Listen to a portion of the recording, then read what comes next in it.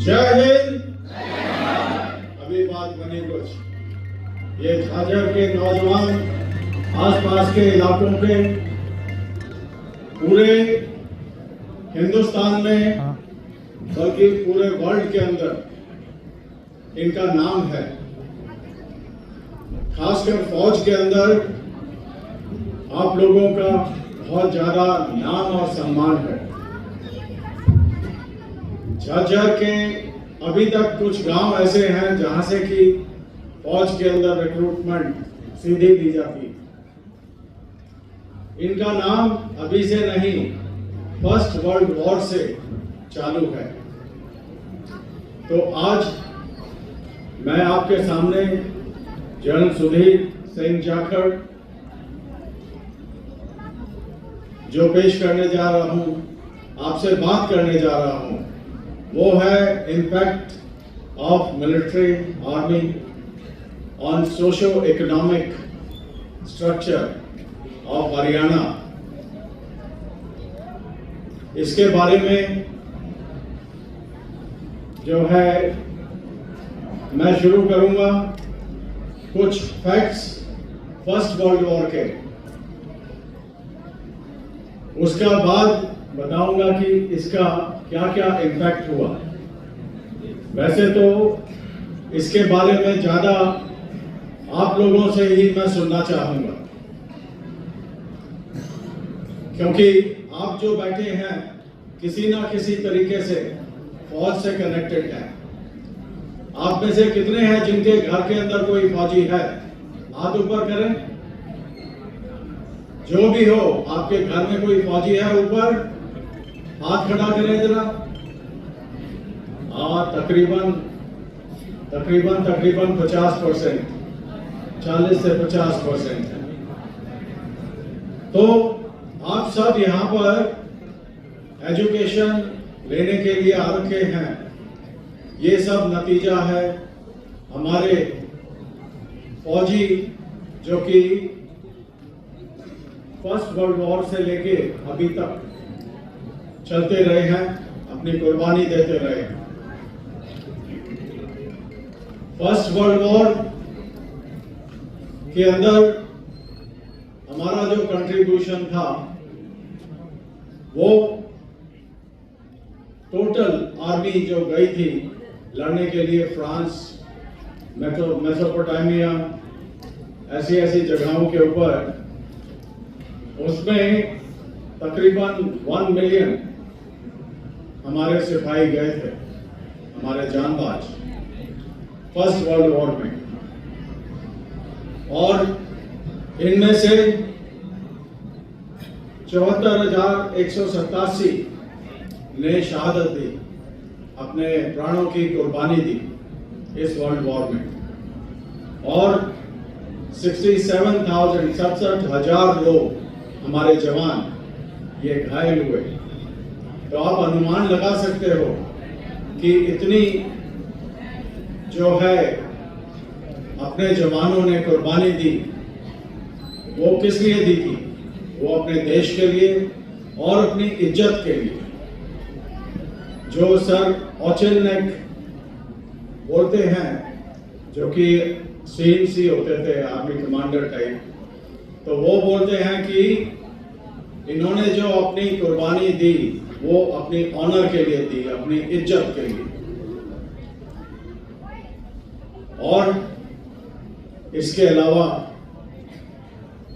ये लोग गए थे एक नई लैंड के अंदर। यहां से बाहर जाना भी उन दिनों में पाप माना जाता था, परंतु ये लोग गए यूरोप में, अलग अलग वहां पे लड़ाइयां लड़ी।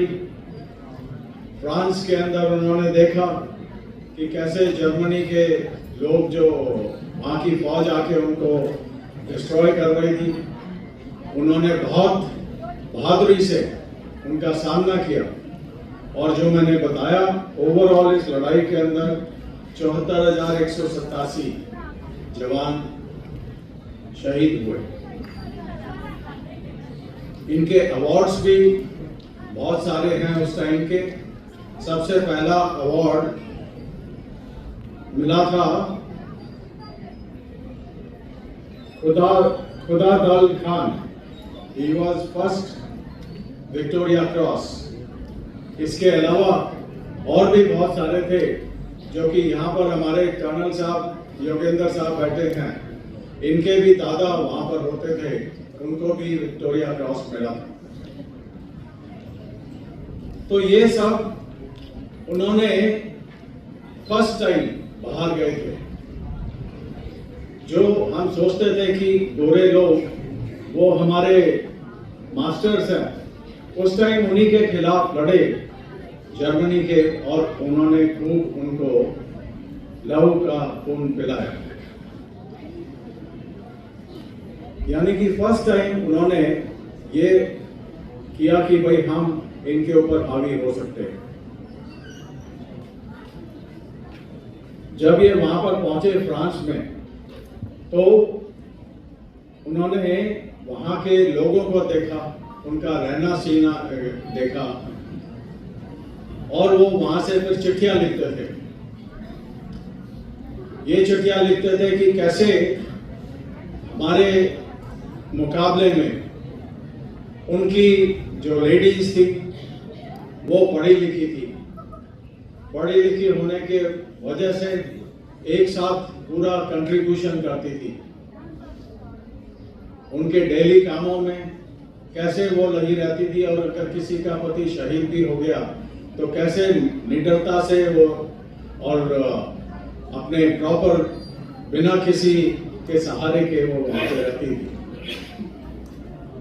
दूसरा उन्होंने चिट्ठियों में लिखा कि कैसे उनके घर, उनकी सड़कें उन दिनों में कितने पक्की ईंटों से बने हुए थे सब के सब, जबकि हमारे यहाँ पर ज्यादातर जो है कच्चे घर होते थे उन दिनों में।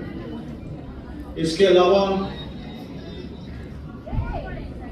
कस्टम्स वहाँ के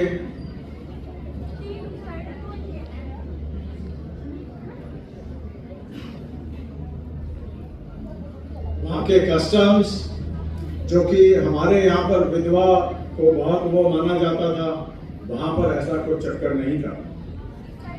तो ये सारी चीजें उन्होंने ऑब्जर्व की, उन्होंने यहाँ पर चिट्ठियों के अंदर लिखा, और जब वो वापस आए तो उन्होंने इस बात के ऊपर ध्यान दिया, जैसे कि एजुकेशन, औरतों का परिवार के अंदर साझेदारी, जो इंफ्रास्ट्रक्चर था उसको कैसे इम्प्रूव किया जाए। तो ये सारी चीजें उन्होंने उस टाइम पे अपने जो कस्टम्स के ऊपर जो इफेक्ट डाला वो।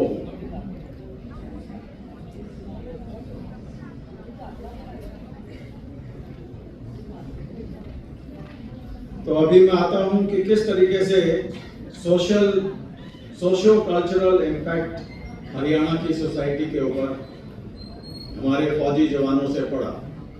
और मैं देख रहा हूं कि आज आप सब जो यहाँ पर हैं, जो पढ़े लिखे लोग हैं, जो पढ़ लिख रहे हैं, वो उसी चीज का नतीजा है कि चले आ रहे हैं। तो सबसे पहले इकोनॉमिक प्रॉस्पेरिटी जो उनकी थी, क्योंकि तनख्वाह भी फौजी जो होती थी वो यहाँ पर भेजते थे, तो जिसकी वजह से इकोनॉमिक प्रॉस्पेरिटी उनकी बढ़ी। जो पहले उनको लोन वगैरह जो ले रखे थे वो सब माफ किया और करवाए उन्होंने। जो उनको बनिए वगैरह जो देते थे लोन, वो उनका ठीक हुआ। तो ये सारी चीजें बढ़ी, और इसकी वजह से जो है ओवरऑल इकोनॉमिक प्रॉस्पेरिटी आई। नंबर 2, एजुकेशन, जो मैं अभी भी बोल रहा था कि एजुकेशन जो है वो उन्होंने ध्यान दिया कि अपने जवानों का, अपने बच्चों का, अपनी बहनों का, बेटियों का एजुकेशन के ऊपर जब तक जोर नहीं होगा तब तक हम तरक्की नहीं कर सकते।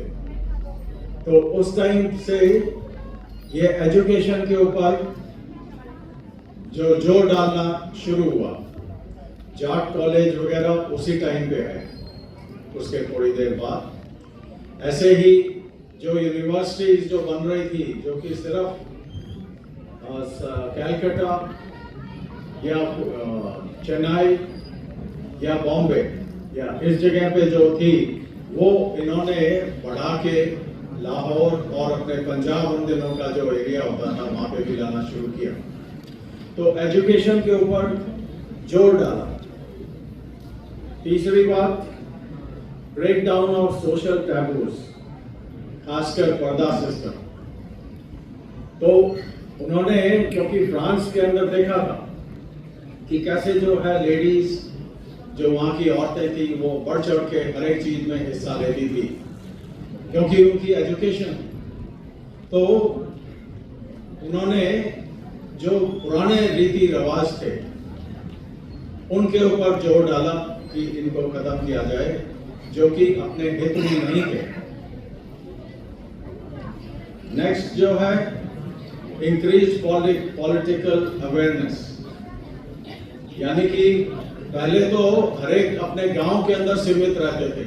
गांव से आगे क्या हो रहा है या गांव के अंदर भी क्या हो रहा है कुछ नहीं पता। तो जब वहां से आए, उन्होंने वहां पे भी देखा था तो किस तरीके से अपने समाज को ऊपर लिया जाए, पॉलिटिकल अवेयरनेस जिसको बोलते हैं, वो हुई और काफी चेंजेस आए। और फाइनली जो हमारा जो हरियाणा, हिमाचल प्रदेश और पंजाब जो अपने बने अलग अलग ताकि तरक्की कर सके, वो उसी का नतीजा हुआ finally. Impact of dress on women, अभी आपने एक देखा था बहुत बढ़िया लोक नृत्य अपना हरियाणा का, उसके अंदर आपने अगर नोट किया हो तो जो ड्रेस थी उसके अंदर कॉलर थे जो पहना हुआ था टॉप। तो ये कॉलर ये उस टाइम के चले आ रहे हैं जबकि फौज के अंदर लोग वापस आए और उन्होंने इसको इंट्रोड्यूस किया। लेडीज ने इसको अच्छा देखा कि ये अच्छा है, और तब से लेके अभी तक ये चलता आ रहा है। ऐसे ही बाकी ड्रेसेस के ऊपर भी असर पड़ा। ये फौजी जो आते थे वहां से, जो देख के आते थे फॉरेन कंट्री के अंदर क्या हो रहा है। सैनिक बोर्ड, जो मैं बता रहा था कि सैनिक बोर्ड उस टाइम पे बने थे, और ये सैनिक बोर्ड एक तो रिक्रूटमेंट तो कराते थे और साथ में एजुकेशन के अंदर इनका बहुत योगदान रहा। आपको शायद मालूम हो कि जाट रेजिमेंट के हर एक जवान ने एक एक आना दिया था। एक एक आना उन दिनों में, जिसकी वजह से ये जाट हॉस्टल बना, जो कि बच्चों के लिए था, जिसके अंदर वो अगर वहां पे पढ़ाई करते थे तो वहां पे रह सकते थे। विलेज मेमोरियल टैबलेट्स, आपने शायद नोटिस किया हो, हर एक गांव में जहां पर कंट्रीब्यूशन काफी था वहां पर टैबलेट्स बनी हुई हैं शहीदों की, कि कौन कौन वहां पर उस गांव के शहीद हुए। हमारे गांव में तो है, मेरा गांव है गोची, यहाँ से ज्यादा दूर नहीं है। तो वहां पर एक टैबलेट है जिसके अंदर जो शहीद हुए थे उस टाइम पे उनके पूरे नाम हैं। ये मैं अभी इसका जिक्र थोड़ा आगे चल के फिर से करूंगा।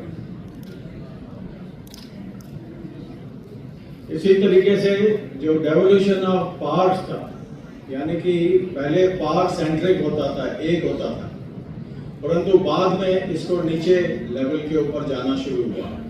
तो पॉलिटिकल अवेयरनेस के साथ साथ जो डेवोल्यूशन ऑफ पावर भी हुआ।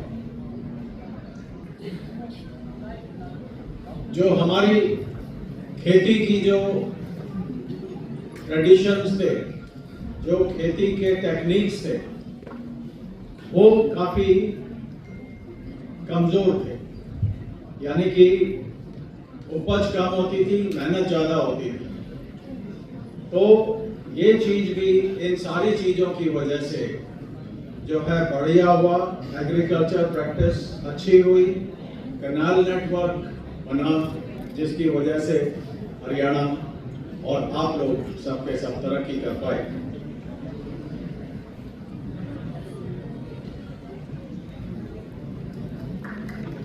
तो ये चीजें सारी कंबाइन होके अपने सोशो इम्पैक्ट बहुत पड़ा। सिर्फ एक आदमी गया था वॉर में, वहां से जब वापस आए तो उनका परिवार कैसे उन्होंने तरक्की की, और ज्यादातर परिवार मेरे को मालूम है कि ऐसे ही। तो हमारे गांव के अंदर गोची विलेज में रिसलदार मेजर राज सिंह 14 लैंसर्स में गए थे। उनके बेटे हुए सुंदर सिंह, जो कि डीसी बने, आईएएस। उनके दूसरे बेटे कर्नल कदम सिंह, जो कि ex president Indian ex serviceman league थे। उन्हीं की बेटी, जो कि आर्मी के ब्रिगेडियर से शादी हुई, उन्हीं का बेटा, जो कि ब्रिगेडियर है आर्मी में, और श्री महावीर सिंह, उन्हीं का बेटा, जो कि पॉलिटिक्स के अंदर काफी अच्छा उन्होंने किया और काफी आसपास के इलाके के अंदर उन्होंने योगदान दिया वहां की तरक्की के लिए। तो एक फैमिली से देखो कैसे निकलते गए और ऊपर ऊपर बढ़ते गए। ऐसे ही रिसलदार सिंह राम 14 लैंसर्स, ये मेरे दादा होते थे। तो उनके बेटे अजीत सिंह, वो commander 15 task force border roads में थे। उनका बेटा मैं, मेरे को गौरव प्राप्त हुआ अपने गांव के पहले जनरल बनने का।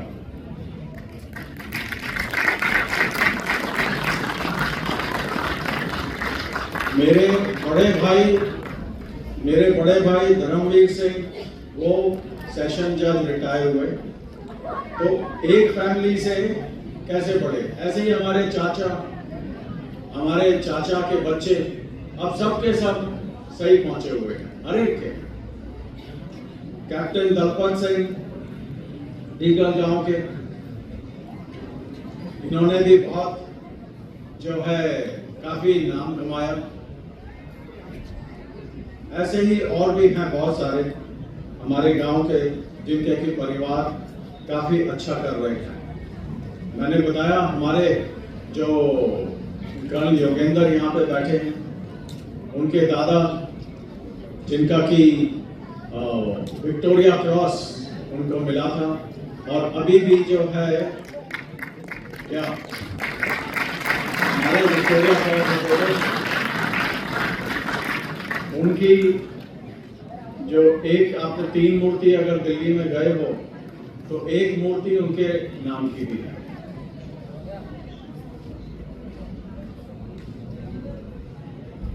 तो ये थे हमारे गांव से 11 जो 146 लोग गए थे लड़ाई में, उनमें से 11 शहीद हुए थे। उन 11 के नाम वो जो मैं बता रहा था टैबलेट के ऊपर लिखे हुए हैं, और ये सारे के सारे परिवार उनकी वजह से उन्नति कर रहे हैं।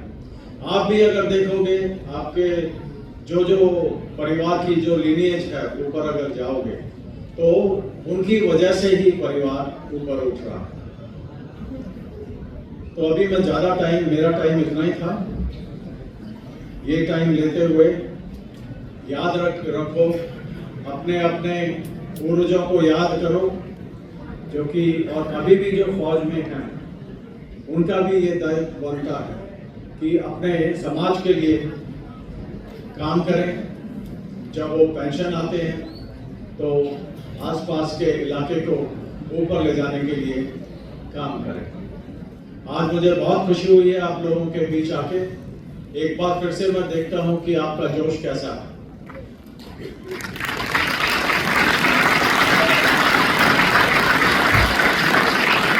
Thank you. जय हिंद।